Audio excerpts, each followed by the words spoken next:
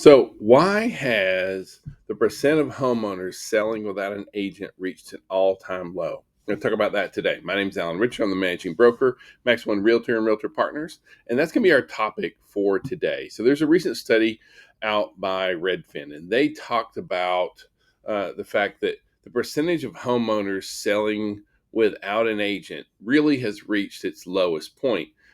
And with everything going on, you hear about all the stuff happening in the real estate space. And, we have the NAR lawsuits, and we have this with the Department of Justice, and we have these things going on, and we have Zillow, and we have all this kind of stuff.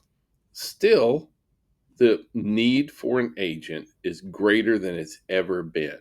I find that on one hand encouraging, largely because, of course, I'm in the industry, right? So that's important to me. We have to be really conscientious, though, about what's happening in the marketplace. Why has this happened? Because there has been a shift, right? And we know that's kind of gone on. Back in the day, we being those in the real estate industry, we were brokers of information. And so, like back in the day, if you wanted to know how much your home was worth, you had to call me. And if you wanted to know what listings were available, you had to call me. And if you wanted to know, how much you should list your home for, all those kind of, real estate data in general, you had to call me. And now that's not the case. Now it's a matter of just going on the internet. There's literally hundreds of sites where folks could go get tons of real estate information. But see, herein lies the big kicker, right? Because it's not about information, because like if it's on the internet, it's true, right? No, nobody believes that. And so if anything, all that information really is very, very confusing. You can see alternate talking points going on, all the things happening in the marketplace, and folks are looking for someone to trust. See, the average person, especially here in Georgia, the average person buys and sells a home every 8 to 10 years. And so that's something that this is not something they do every single day. And so there's also not a huge comfort level with all that. And when you take and add in the fact that this is probably that person's most expensive asset, like I don't care if it's your first house or your 10th house, it's probably the most expensive asset that you've ever owned. And so do you just kind of be like, well, let's wing our most expensive asset on something that I don't do very often and something I don't feel very, very comfortable with? So the good news inside the real estate space is that, look, buyers and sellers, they aren't ready to ditch real estate agents for technology. There's always going to be a certain percentage out there, and we've had lots of players try and move into our space, like iBuyers and those kind of things, really looking to try and change the way that real estate has been done. But at the end of the day, it really does come down to trust. It comes down to like having somebody know you, like you, and trust you. That's what's going to be so important in moving forward with your relationships and really with growing your business. It's not about sales, it's about having relationships, and it's about being the trusted advisor, guide, and friend, confidant, those kind of things. That's where the real value is going to be in real estate. And so, even though we've seen a lot of tech disruptors and a lot of other industries that keeps trying to work their way into real estate, that's not necessarily always the case. Now, that being said, it doesn't mean that we don't need to be conscientious about this and be very intuitive about what do we need to do to make sure that we are taking care of our clients. So our industry really is very, very resilient, but it doesn't mean that it doesn't need to grow, adapt, improve, right? One of the biggest things that we as real estate agents have to make sure that we are ready to do is to have a value proposition. What is the value that you bring to a real estate transaction? It's crucial that you have that. Otherwise, our consumers don't know how to pick and choose, right? Right now, there's a lot of buyers and sellers out there that have no idea how to differentiate between a good agent and a not so good agent kind of thing. Is it just about experiences? I mean, what is it? So when you have a value proposition about this is the value that I bring to the transaction, that's going to be really, really key. It's going to be crucial that we have a value proposition about this is what we bring to the transaction. So it could be, the length of time that you've been in the industry, the knowledge that you have, the specialties that you have in working inside a particular sales type. All these, it just kind of depends on how it is for you. In addition to that, we have to be a reliable source of real estate information. We have to be the go-to resource. Again, it's not about finding the information. Turn on the news, scroll the internet, go to Facebook. You're going to see a ton of information. But being able to trust that information is really, really important, especially when you're considering buying and selling. And so being able to be a reliable, trustworthy real estate source of information is truly like vital for us. So, all that being said, I want to make sure that we have a couple of things. There's some shifts going on in our market right now, and we need to be that source of information, growth, adapting for our consumers, and we need to be spreading this message and or the messages that I'm going to share with you here right now. So, first one is that when talking to our buyers, affordability really is one of the biggest keys out there. For years, we had this kind of it was called the 30% rule, and basically, 30% of your budget should be pushed over towards or allocated towards housing.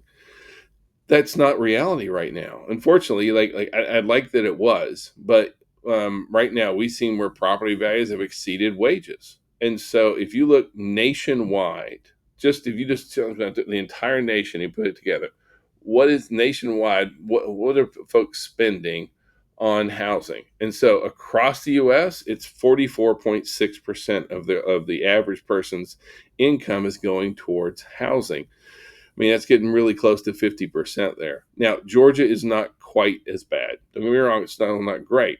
So, Georgia comes in at 38.2% of the average person's income is going towards it. So, we aren't as bad as some places. I know if you've grown up in Atlanta, if you've been around, in Georgia your whole life, you'll be like, oh, it feels pretty bad to me. I get that. But when you compare us to nationwide, that is there's a big shift there. Now, for us, we have to be the ones that are talking to folks about reality, and this is the place where we have to be able to have these kind of conversations. So, can we find some houses that do meet the 30% goal? At times, you're going to be able to do that, right? Depending on the house and those kind of things, and then also depending on their income, it is possible to be in there. But for the vast majority, the average, our average buyer needs to be prepared that that's the range that they're going to be in. I get it that they may not like it, but this is a reality, right? I can't change reality. I can help you find the home. I can help you sell your home, but I can't change what's happening in our marketplace. And I do want you to know what's happening in our marketplace. Now, at the same time, we also have this big shift going on the sell side, right? So we are seeing where home price growth is slowing, right? It's not the double digit price growth that we've seen in the past, but we are seeing where, especially here in Georgia, we are relatively flat when it comes to pricing this year versus last year. So we're not necessarily down or up. I mean, we're probably going to be coming in pretty flat for the whole year kind of thing. But see, what we're seeing now is a shift, not necessarily like this big flip. We need to be able to articulate this to our consumers out there that we are seeing a shift. We've seen a shift all year long, heavily driven by inventory, right? Overall in Georgia, inventory is up almost 40% this year versus last year. That's a really big deal. And that is shifting a lot of other data points that we need to make sure that our folks are well aware of. So right now, are we at risk of folks losing money on their homes and going back to 2008? No, we aren't. Like one thing that we have is so like the percentage of homes that could potentially not that these are even listed, but could is somewhere around 5% across the entire U.S. Now, most of those are going to be consumed or taken up largely by folks who bought after COVID kind of thing. Those folks who bought after COVID is going to be the biggest percentage in there. Now, overall for Home sales that could sell at a loss. Here in Georgia, we come in at about 4%. Only about 4% of homes could even sell at a loss. And that means that 96% of our consumers aren't in a position to sell at a loss. So home equity is still really, really strong out there. Even though you see all these things going on with the marketplace and you see all the talking headlines, look, that's what's kind of going on. So overall, we are seeing where price reductions are on the rise, right? So we have been where, we've seen more price reductions right now than we've seen since like 2006, 2007 right now. I mean, almost 1 out of 5 of our listings have a price reduction on it. That's pretty good news for our buyers. It's also a sobering fact for our sellers that we need to. So this is another big communication point that we need to let our buyers and sellers know. A record number of sellers are making concessions. We have almost half.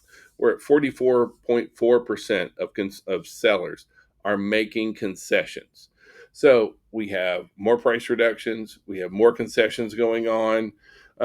This is something that we need to prepare our sellers for in listing their properties at reasonable values, as well as for buyers to say, look, this is like we're in a pretty, let me rephrase this. We're in a really good place for buyers right this minute, right? Because the number of homes that we have on the market is at the highest point in 6 years. We have more price reductions that have been happening. We also have more concessions going out than ever before. So the challenge, though, is at the same time as all that's going on, we still have this disconnect between our buyers and sellers. The average list price is about $30,000 higher than the average sale price right now. And that's what a lot of our buyers and sellers are kind of going back and forth. And I get it. When you're the seller, you want to get, like everybody wants to get as much for their home as they absolutely can. But we have to make sure that we are being that voice of reason, that we can share market data. It doesn't just become something where we're like, because I said so kind of thing. Those are all the things that are really, really important. So hope this was helpful. Hope you got some good value out of this today. If I can be any kind of service, please call, text, smoke signals. Have a great day.